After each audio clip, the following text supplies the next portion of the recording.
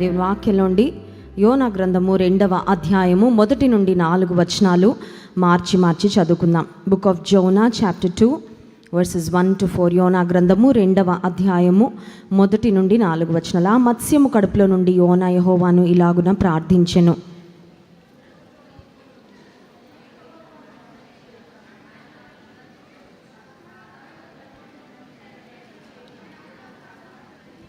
నీవు నన్ను అగాధమైన సముద్ర గర్భములో పడవేసి ఉన్నావు, ప్రవాహములు నన్ను చుట్టుకొని ఉన్నవి, నీ తరంగములను నీ కరుళ్ళును నన్ను కప్పియున్నవి.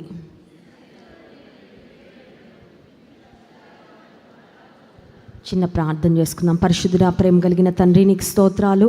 జీవం కలిగిన నీ సన్నిధిలో మమ్మల్ని సమకూర్చినందుకు వందనాలయ్యా.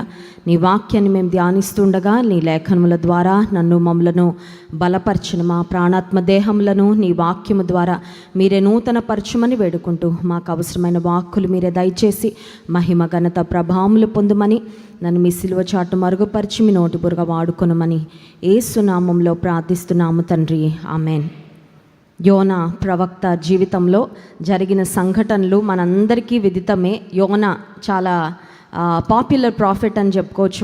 మనందరికీ సుపరిచితమైన ప్రవక్తే. చిన్నపిల్లలకు కూడా సండే స్కూల్లో యోనా యొక్క జీవితాన్ని గురించి ఖచ్చితంగా చెప్తూ ఉంటాం.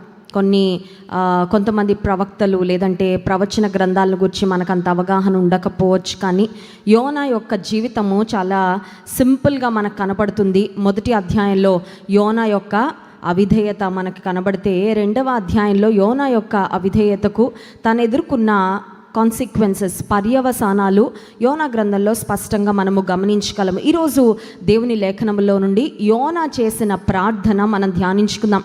గడిచిన శుక్రవార ప్రార్థనలో యెహోషువ దైవజనుడు చేసిన ప్రార్థన, ఆయన ప్రార్థనను దేవుడు ఆలకించి ఏ విధంగా సూపర్ న్యాచురల్ థింగ్, అసాధారణమైన కార్యము, ప్రకృతి ధర్మానికి విరుద్ధమైన కార్యాన్ని దేవుడు ఏ విధంగా దైవజనుని యొక్క ప్రార్థన విని జరిగించారో గడిచిన శుక్రవారం మనం ధ్యానం చేసుకుందాం.